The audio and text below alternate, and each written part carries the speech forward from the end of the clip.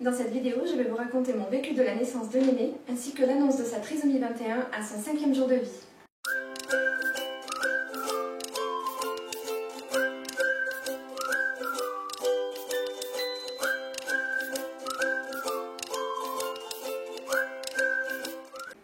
Salut les amis, on se retrouve aujourd'hui dans une vidéo assez particulière car riche en émotions, puisque je vais vous raconter le tsunami que nous avons traversé en 2012. J'espère que mon récit vous permettra soit de mieux comprendre ce que traversent les parents dans cette situation, soit de vous sentir moins seul si vous êtes actuellement en train de traverser ce tsunami. Mais avant de remonter dans le temps, je voudrais juste préciser à toutes les personnes qui vont découvrir notre histoire aujourd'hui que nous avions bien réalisé tous les tests de dépistage de la trisomie 21, et je revois encore ma gynécologue me rendre ce fameux papier en me disant: bon, on se doutait bien, à 24 ans, vous n'avez aucune chance d'avoir un bébé porteur de trisomie 21. On reviendra effectivement sur tous ces dépistages dans une vidéo qui y sera consacrée, sinon celle-ci aurait été bien trop longue.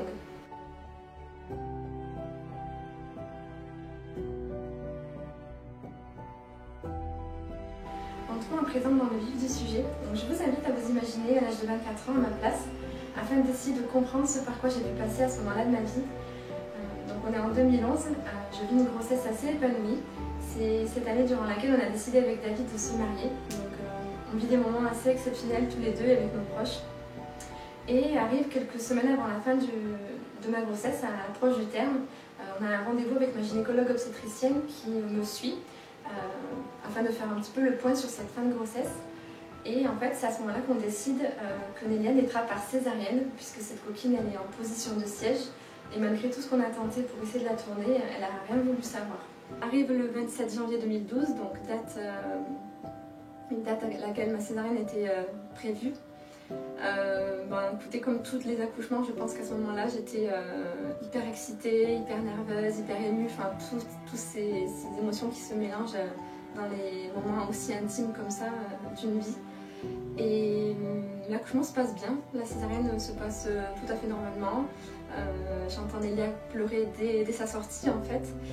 J'ai eu le temps de lui faire un petit bisou, de la toucher. Elle est partie après parce qu'il fait froid au bloc opératoire, donc on les amène dans une salle où ils sont sur une table chauffante pour pouvoir clamper le cordon, mettre la petite couche, voilà, mettre la couverture, les essuyer. Donc à ce moment-là, c'est David qui a filmé. D'ailleurs, si vous avez vu la première vidéo de Nélia, on voit les images à travers le montage. Donc ces moments-là, je les ai pas vus sur le moment, mais je les ai vus après. Et quand je les revois d'ailleurs, c'est marrant parce que je vous invite à aller voir aussi. Vous verrez, je pense que c'était une sage-femme du coup qui s'occupait de Nélia à ce moment-là, qui l'apaise. Je pense qu'elle le sait à ce moment-là. On le voit dans son regard, on le voit dans la façon de réfléchir, de la façon de la tenir. On voit qu'elle cherche quelque chose derrière son regard, derrière sa respiration. Enfin moi maintenant avec l'expérience, je sais qu'à ce moment-là, elle savait. Et c'est plutôt chouette parce que rien ne nous a été dit au moment de la naissance. Je sais que c'est le cas de certaines mamans. Alors c'était plutôt il y a quelques années en arrière, ça se fait plus trop maintenant, mais il y a quelques années, on annonçait le handicap comme ça, notamment la trisomie 21, dès la sortie du bébé. Et je trouve que c'était d'une violence inouïe. J'ai eu la chance que le personnel médical, même s'ils le savaient, ils n'ont rien dit. Ils nous ont laissé vraiment profiter des premiers instants. On voit d'ailleurs dans la vidéo que je fais que pleurer, j'arrête pas, je me rappelle de dire elle est belle, parce que vraiment elle était très belle, c'était notre premier bébé, on n'arrivait même pas à s'imaginer que c'était nous qui avons fait cette merveille. Du coup on passe les premières heures avec elle, tout se passe plutôt bien, moi je l'allaitais, donc ça avait l'air de bien se passer, moi j'y connaissais rien à l'allaitement à ce moment-là. En tout cas elle s'accrochait bien, elle tétait. Voilà, on a eu vraiment les premières heures avec nous en toute innocence, on a vraiment profité à fond de ces moments de bonheur, vraiment de suspension, vraiment, parce qu'on n'est plus du tout sur terre à ce moment-là.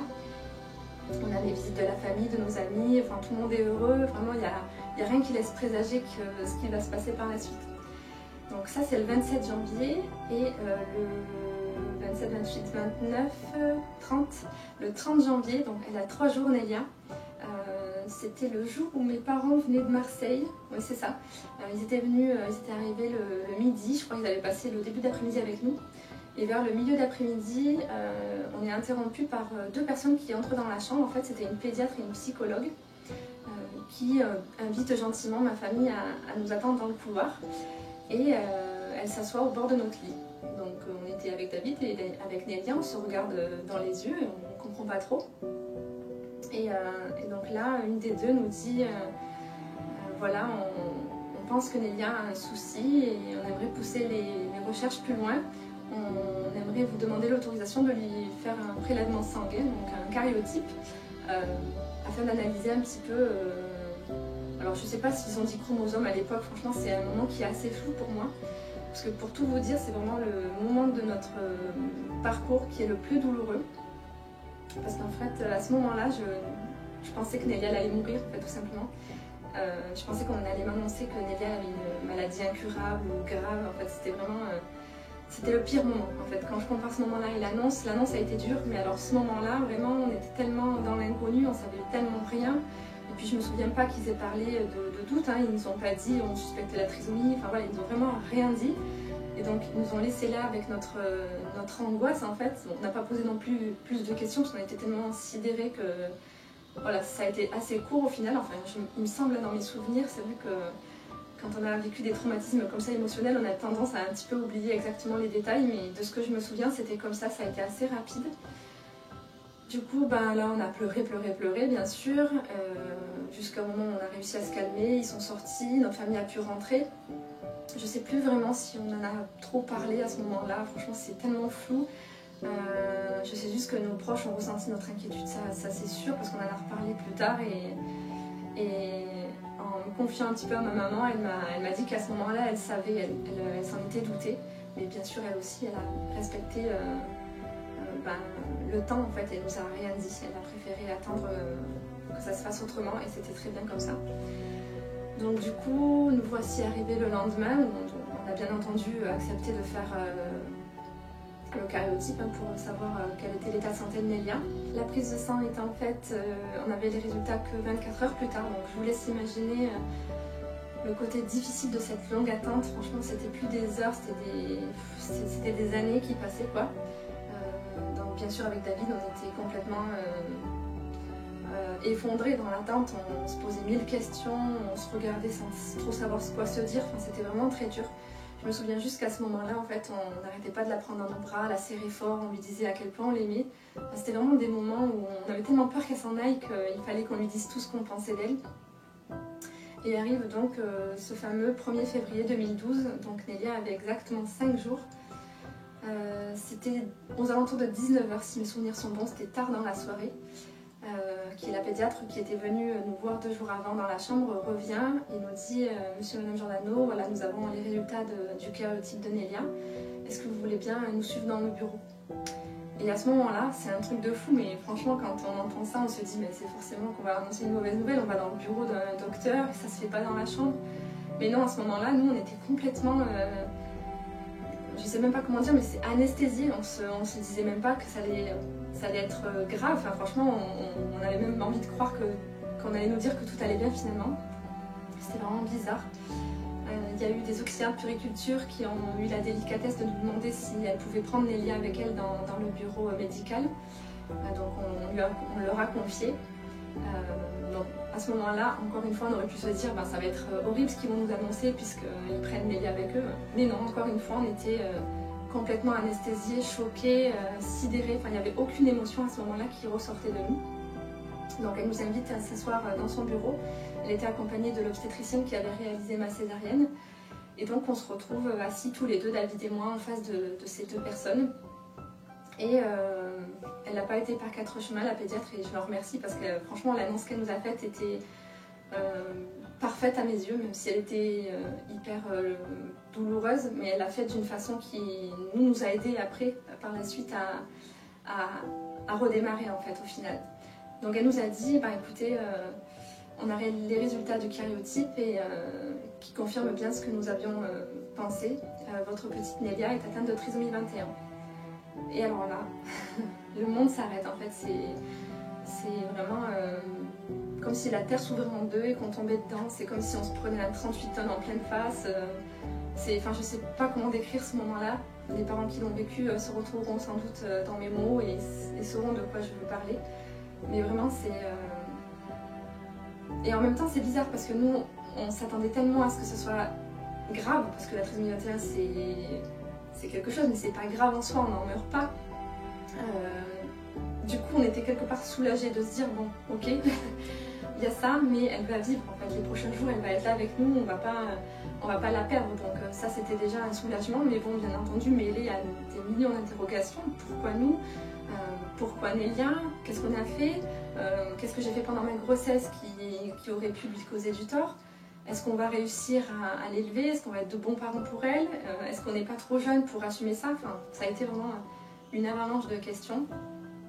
Et on a beaucoup évidemment pleuré à ce moment-là. L'obstétricienne et la pédiatre nous ont laissé bien entendu le temps nécessaire en fait à évacuer les premières émotions. Et après, je me souviens, ils nous ont demandé en fait, ils nous ont posé la question: est-ce que vous avez des questions à ce sujet? Et c'est une anecdote qui me restera toujours, c'est marrant, mais la première chose que j'ai demandé, il me semble que c'était ça. J'ai demandé si Nélia pouvait avoir un jour des bébés. Alors ça paraît complètement fou avec le recul, mais à ce moment-là, je ne sais pas pourquoi, ça m'a importé beaucoup. Peut-être parce que moi, la maternité, c'est quelque chose qui m'avait... comment dire? Je l'avais en moi depuis très longtemps, je voulais être maman depuis, je crois, l'âge qu'on a de penser qu'on a envie d'être maman.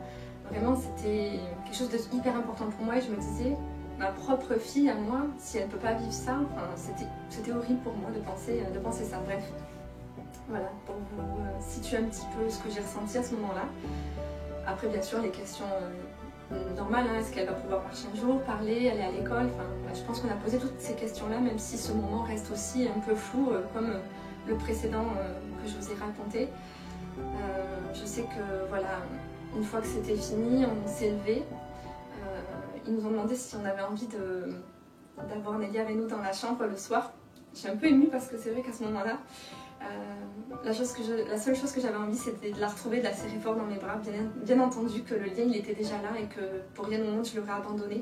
D'ailleurs, la question ne s'est même pas posée, mais voilà, je trouvais ça délicat qui nous ait posé cette question-là. Et je leur ai dit tout de suite, mais oui, bien sûr, rendez-moi ma fille. Enfin voilà, c'était viscéral à ce moment-là.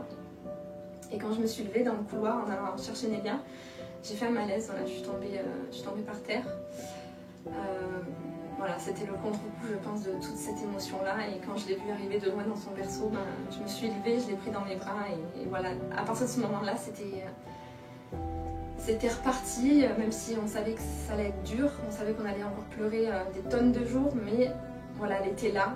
Elle nous regardait en plus avec des yeux, enfin, je me rappellerai toute ma vie ce regard qui me disait « Maman, ne t'inquiète pas, aie confiance, ça va aller ». Et je me suis accrochée à ce regard-là. C'est ça qui m'a fait avancer les premiers temps, qui nous a mis dans le droit chemin quand on commençait à un petit peu dévier, à être triste, à pleurer. Dès qu'on la voyait, son sourire, ses petits yeux malicieux en amande, ça nous redonnait la force et l'énergie de continuer et d'y croire surtout. C'était ça. Parce qu'au départ, on se dit « mais comment ça va se passer? Est-ce qu'elle va être heureuse? Est-ce qu'on va réussir, nous, à lui donner ce qu'elle a besoin? Est-ce qu'on va être à la hauteur ?» Les questions que se posent sûrement tous les parents, mais alors quand l'enfant est porteur d'un handicap, c'est d'autant plus important puisque voilà, c'est d'autres éléments à apporter à son éducation, à sa vie de tous les jours. Donc c'est vrai qu'on avait très peur à ce moment-là de ne pas être à la hauteur, surtout qu'on était très jeunes. Et en fait, on s'est pris cette réalité en pleine face. On s'est pris ces responsabilités-là aussi en pleine face. Et bon, c'est ce qui nous a fait grandir. Hein. C'est sûr que ça a fait partie du fait qu'on soit devenus des parents beaucoup plus rapidement que d'autres, je pense, parce que c'était forcé. En fait, on était obligés de se mettre tout de suite dans un rôle de parents qui tiennent la route, en fait, au final. Je voudrais juste revenir un petit peu sur l'annonce que je n'ai pas trop détaillée. Vraiment, je voulais remercier toute l'équipe de l'hôpital où j'ai accouché pour leur bienveillance et pour le fait de ne pas nous avoir sauté dessus en nous disant bah, votre fille est trisomique, même si ils avaient de fortes suspicions. Enfin, je pense qu'eux, ils étaient convaincus. Et bien sûr, il faut attendre les tests du karyotype pour confirmer ou pas, pour faire un diagnostic. Mais je pense que la suspicion, elle était là dès le départ pour eux. Et ils ont eu vraiment la délicatesse de ne pas nous l'annoncer dès la naissance, de laisser le lien se faire. Et en fait, ce qui s'est passé, c'est qu'ils sont venus plusieurs fois dans notre chambre les premières heures, les premiers jours. Et je me souviens, ils me posaient des questions, mais un peu indirectement. Comment vous trouvez Nélia? Est-ce que vous... Enfin, je ne sais plus comment ils posaient ces questions-là, mais en fait, ils essayaient d'avoir nous nos doutes en fait. Par exemple, on aurait dit bah oui, on trouve ça bizarre qu'elle soit un petit peu hypotonique. Alors hypotonique, c'est le fait d'être un petit peu molle, un petit peu voilà, elle n'avait pas un tonus d'enfer, on va dire. Et je pense qu'ils attendaient nos interrogations, donc ils essayaient de nous tendre des perches. Mais nous, on était tellement loin de s'imaginer ça qu'on n'en a saisi aucune des perches en fait. C'est pour ça que ça a été aussi brutal en fait, c'est qu'on n'a vraiment rien vu.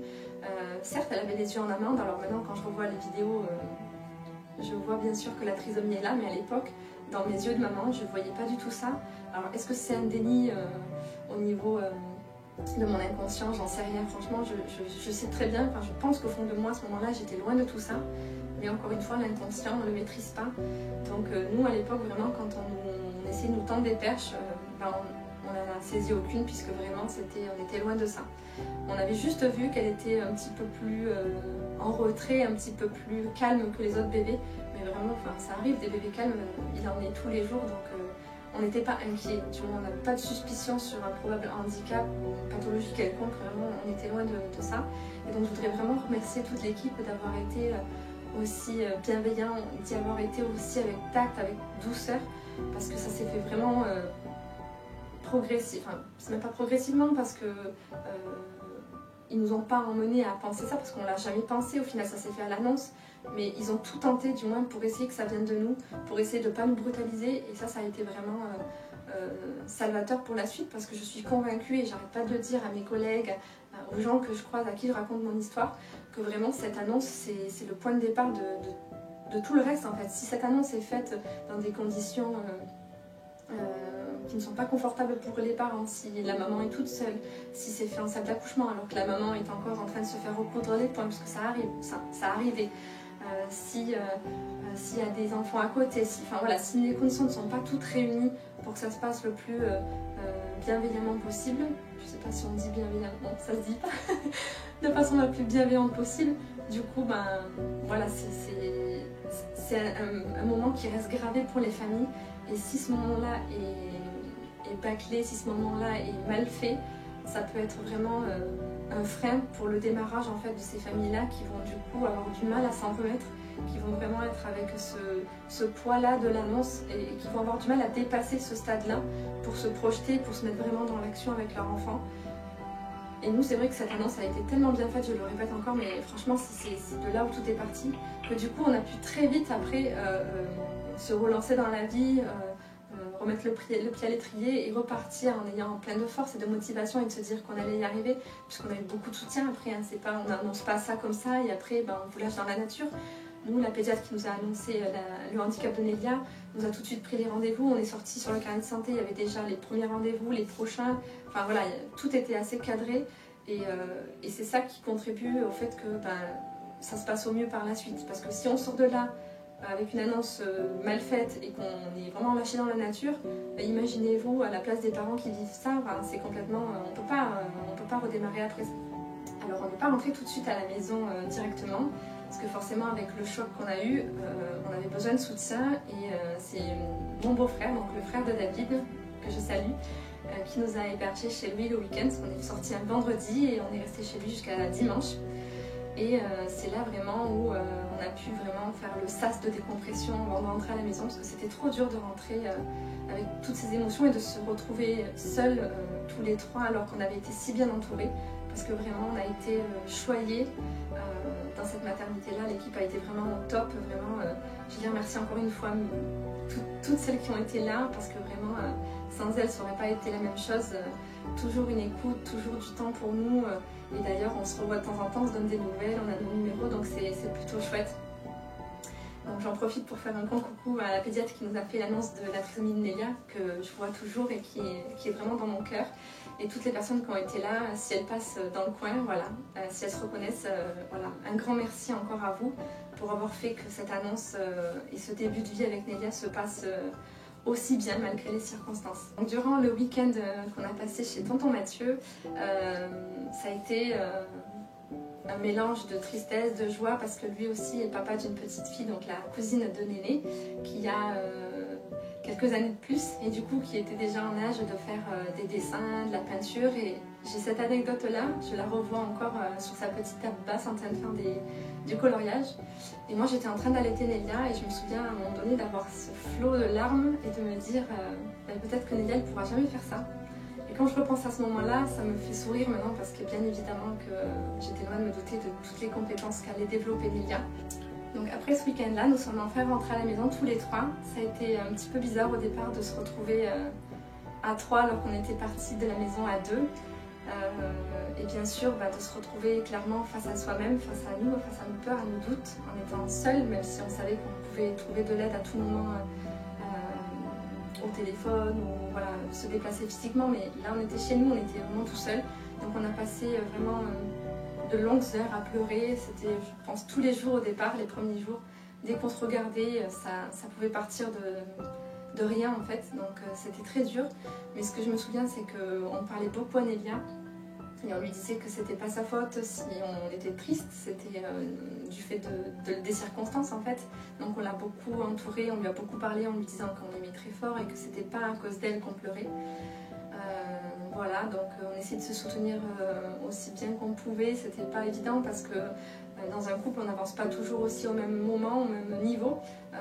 Il y a des fois c'était David qui était triste, moi ça allait plutôt bien, des fois c'était l'inverse. Donc on avait toujours l'autre qui était là pour nous soutenir. Ça a été notre force à nous parce que c'est vrai que pour certains couples qui ont cette douloureuse annonce, ça peut être très vite déchirant en fait. On peut ne pas comprendre les réactions de l'autre, on peut ne pas comprendre que l'autre en est à ce niveau-là alors que nous on en est là. Enfin, ça peut être vraiment très, très difficile à gérer dans un couple. Et nous, c'est vraiment que ça nous a vraiment soudé cette épreuve, ça a vraiment renforcé notre couple, qui était déjà bien soudé à la base, bien évidemment, mais voilà, on a toujours eu cette facilité à parler, à se dire les choses, à se dire nos sentiments. Et ça nous a fait beaucoup avancer et je pense que c'est ça aussi qui a contribué au fait que Nélia se sente aussi bien dans sa peau malgré tout ce qu'on a vécu et toutes ces émotions négatives qui ont un petit peu été là durant le début de sa vie. Voilà, je ne sais pas du coup si j'ai été un peu trop longue dans mon récit, je ne sais pas si j'ai oublié quelque chose ou pas, je pense pas, parce que vraiment j'ai essayé de parler avec le cœur. De livrer mon témoignage tel qu'il venait. En fait, c'est quelque chose que j'ai pas écrit, que j'ai pas réfléchi. Je vous ai parlé tel que je pourrais parler à une amie pour raconter vraiment ce par quoi on est passé.